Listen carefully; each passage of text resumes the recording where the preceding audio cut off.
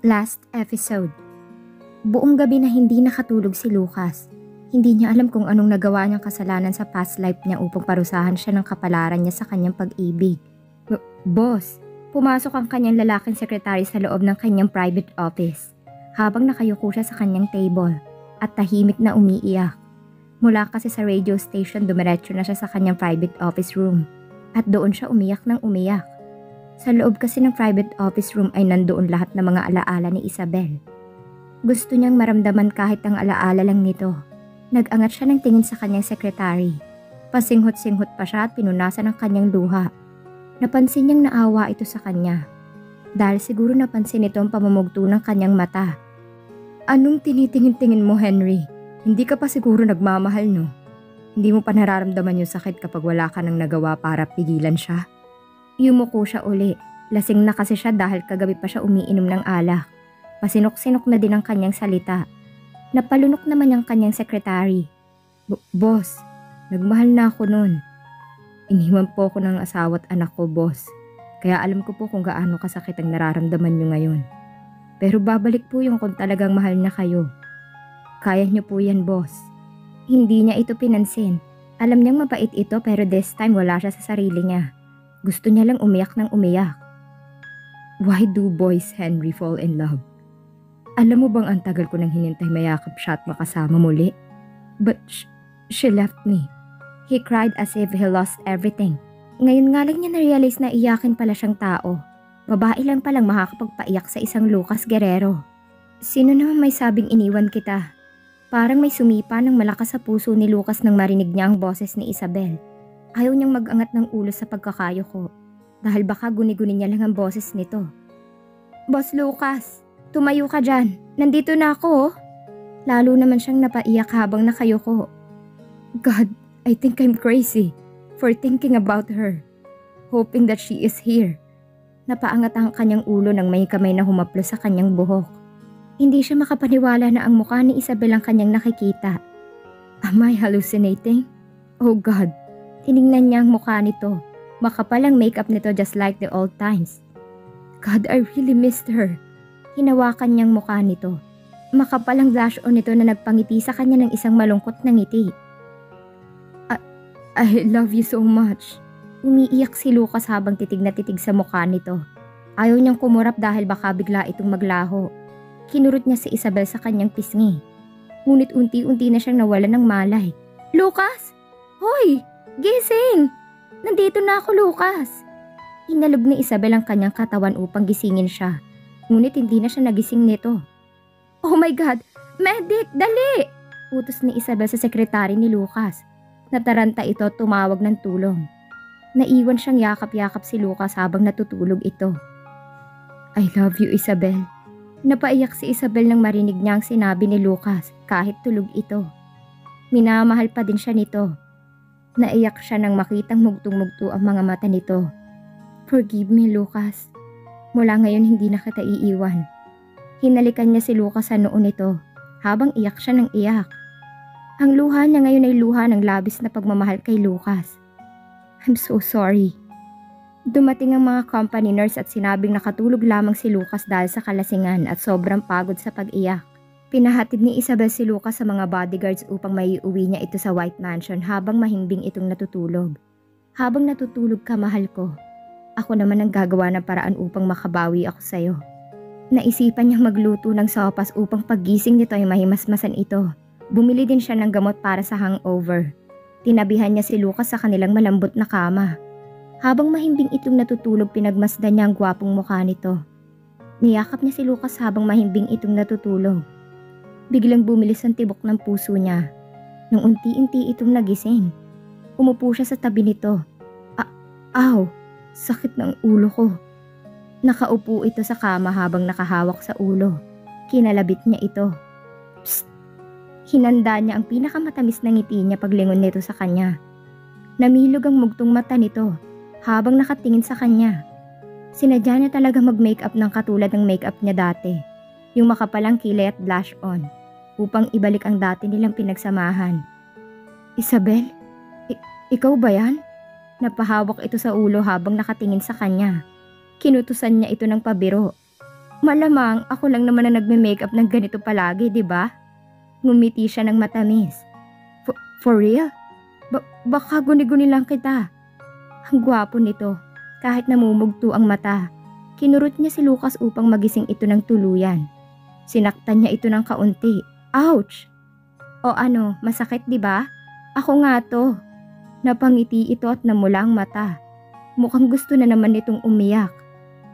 Hep hep, bawal umiyak. Hindi pa din ako makapaniwalang bumalik ka. Kiss mo nga ako. Nakangiti na ito habang nakatitig sa kanya. Natawa din si Isabel sa biro ni Lucas at niyakap niya ito ng mahigpit na mahigpit. Thank you. Bumalik ka sa akin. Akala ko iniwan mo na ako. Mahigpit ang pagkakahawak nito sa kanya. Lucas, I'm so sorry. Hindi kita agad pinakinggan. Hindi ako nagtiwala sa'yo. Sorry kung wala pa din akong maalala about sa nakaraan natin. Pero handa akong magsimula muli. Handa na ako, Lucas. Wala man akong maalala sa pagkatao ko pero minahal na kita ng sobra. Hinarap siya ni Lucas at tinalikan sa bawat parte ng mukha niya. Mahal na mahal kita, Isabel. You don't have to say sorry. Wala akong kasalanan dahil naiintindihan kita. Ako ang dapat ang mag-sorry sa'yo. Sorry kung pakiramdam mo niloko kita. Nagawa ko lang yun dahil gusto kong makasama na kita agad. Huwag ka na sanang magalit uli sa akin. Sumasakit yung puso ko eh. Napangiti ito habang umiiyak. Tamahan na nga mahal ko, huwag ka nang umiyak. Tingnan mo yung mata mo magang magana. Parang kinagat ng ipis. Hinalikan niya si Lucas sa mata nito, kaya napapikit ito. Pangako mo muna sa akin na hindi mo na ako iiwan. Asus, baka ikaw pa nga ang mag-iwan sa akin eh. Sa sobrang gwapo mong yan, madaming mga babaeng mag-aagawan sa'yo.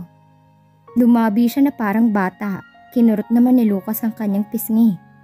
Sorry sila, cause I'm exclusively yours forever. Ngumiti ito ng isang ngiting pangmati ni Idol. Kaya napakagat-labi si Isabel. Ang swerte ko naman, ang gwapo ng boyfriend ko. Tayo na ba ulit? Oo Lucas, tayo na po. At hindi na tayo maghihiwalay ulit. Tinabihan siya ni Lucas. Promise me that whatever comes our way we will fight for each other.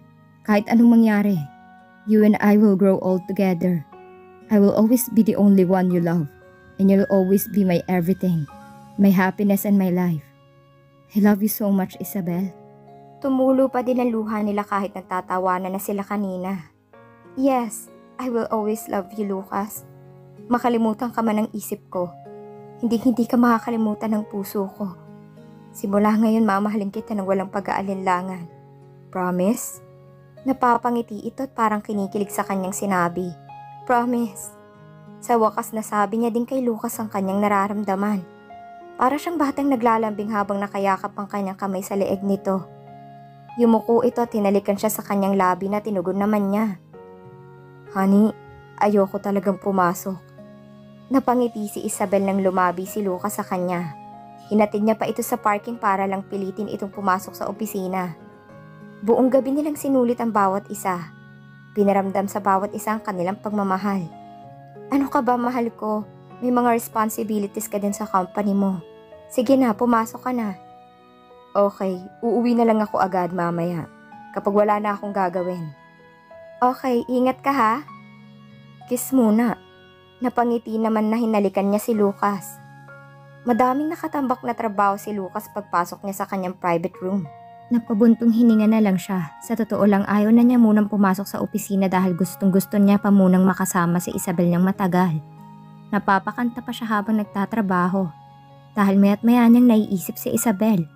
Panay naman ang text niya dito pero minsan lang ito mag-reply. Nagtataka na si Lucas kung bakit ayaw mag-reply ni Isabel. Kaya sinubukan niyang tawagan ito. The number you dial is cannot be reached. Napalabi siya dahil lobat siguro ito. Tumawag na lang siya sa mansyon. Boss, napatawag po kayo. Tanong ng isa sa mga katulong nila sa mansyon. Pwede sa misis ko? Napapangiti si Lucas sa naiisip niya. Feel niya na misis na niya si Isabel. Ay boss, kanina pa umalis si ma'am. Hindi po ba nagpaalam sa'yo? Napakunot ang noo niya. Saan naman kaya ito pupunta? Saan daw pumunta? Hindi ho sinabi boss pero mukhang excited siya kanina boss. Napangiti si Lucas. Baka pinuntahan siya ngayon dito sa opisina kaya nakaramdam siya ng excitement.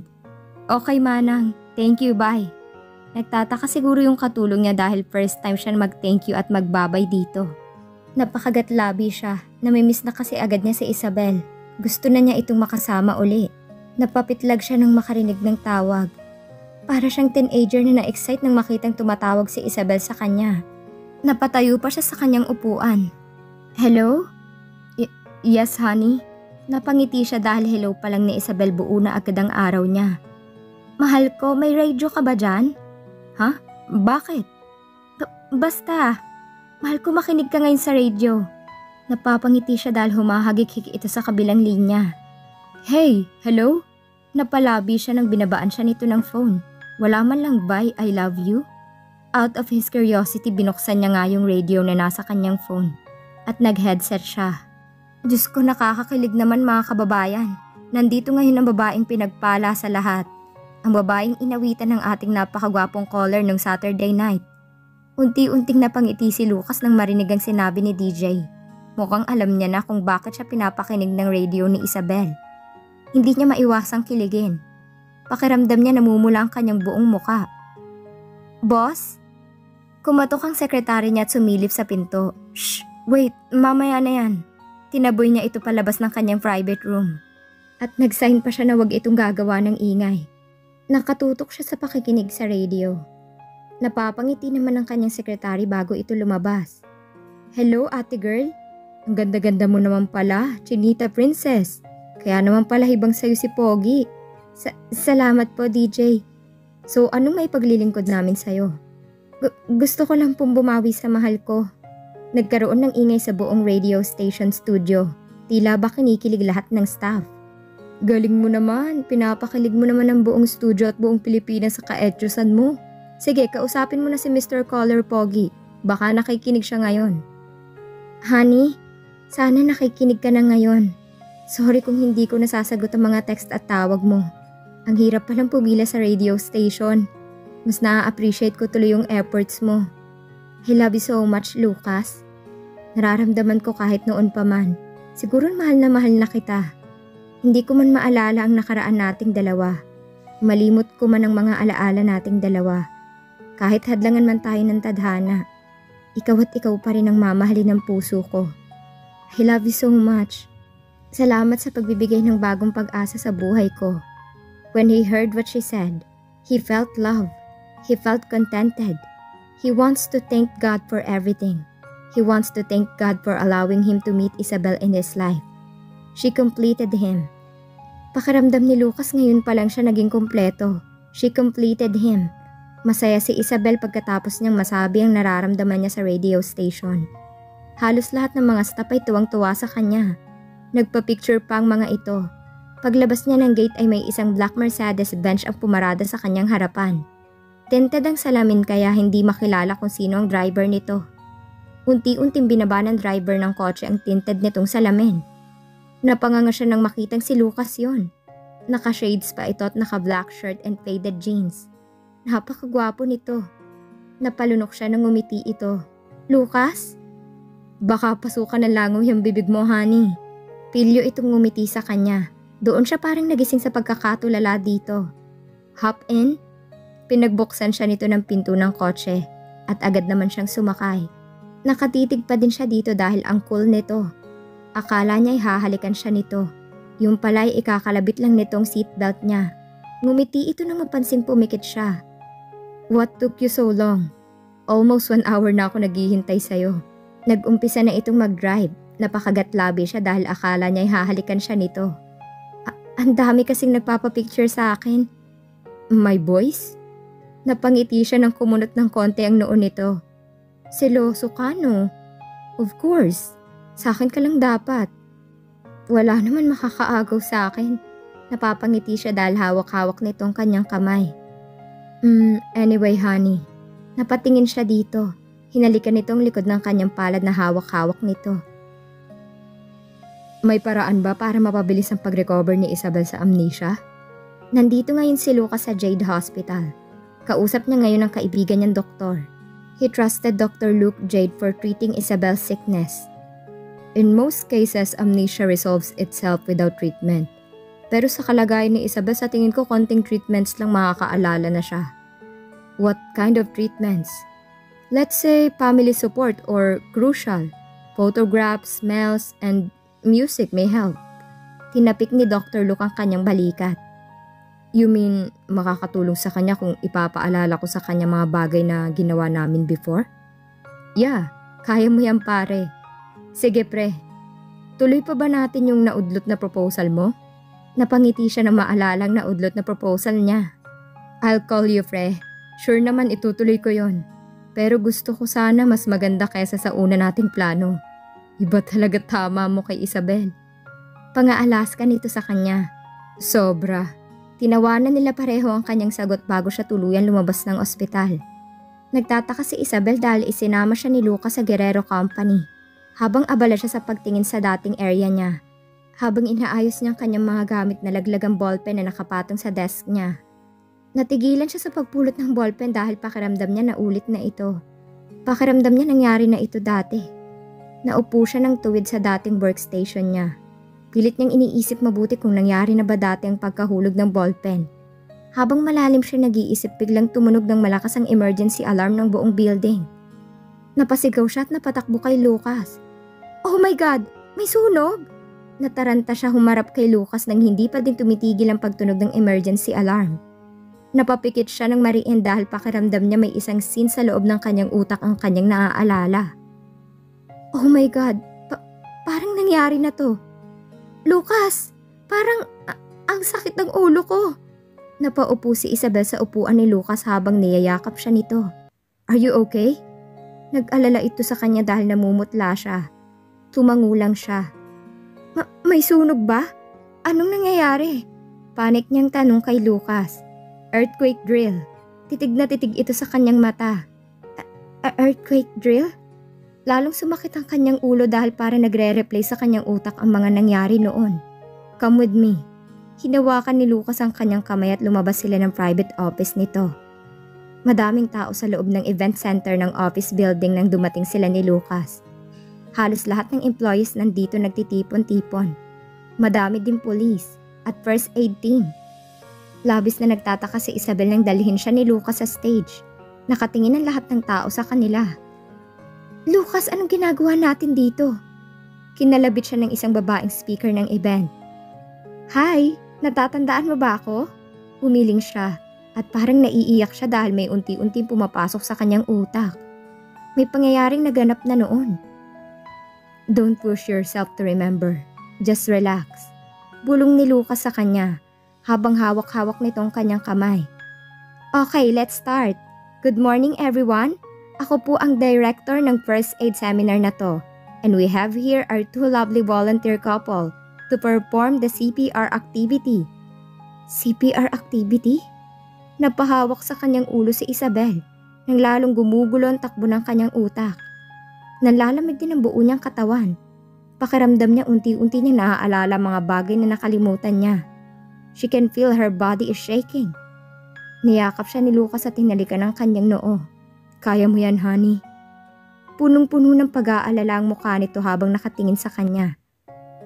Honey, may naaalala ko pa unti-unti. Pero hindi ko pa din maalala lahat. Parang bata siyang nagsusumbong kay Lucas habang pumapatak ang luha sa kanyang mata. Okay guys, start na tayo. Boss Lucas, humiga na po kayo ngayon sa first aid carpet bed natin. Napalunok siya nang humiga si Lucas sa carpet. Miss Isabel, are you okay? Tanong sa kanya ng babaeng speaker. Iyak siya ng iyak. Opo, okay lang. Pinupunasan niyang kanyang luha. Now perform the CPR activity. Hinagod pa ng babaeng speaker ang kanyang likuran. Para bang tinutulungan siya nitong pagaanin ang kanyang nararamdaman. Nakatingin si Lucas sa kanya. Namumulang mata nito bago ito pumikit. Tumulo ang luha niya. Unti-unti niya nilapit ang kanyang labi sa labi ni Lucas. Ipinikit niya ang kanyang mata. Hinalikan siya ni Lucas sa harap ng madaming tao. Umiyak siya ng umiyak dahil habang magkalapat ang kanilang labi. Naging malinaw sa kanyang mga nakaraan. Unti-unti niya naaalala bawat nangyari sa kanilang dalawa ni Lucas mula sa simula. Pati ang pamilya niya. lalo na ang mga panahon na kasama niyang tita Michelle niya. Oh God, nagpalakpakan lahat ng tao nang matapos ang kanilang halikang naganap sa kanila ng binata. Niyakap niya ito ng mahigpit. Naalala ko na lahat. Thank you, Lucas. Thank you. Labis na pasasalamat ang kanyang nararamdaman para kay Lucas. Oh God, thanks God. Niyakap siya nito ng buong pagmamahal. Napakasaya ni Isabel dahil bumalik na ang kanyang alaala. Una niya nilapitan ay ang tita Michelle niya na andun din habang umiiyak sa tuwa sa pagbalik ng alaala niya. Niyakap niya ito ng mahigpit. At mula sa opisina ay dumiretso sila sa bahay ng mga nanay niya. Humingi siya ng tawad sa mga ito dahil sa masasakit na nasabi niya.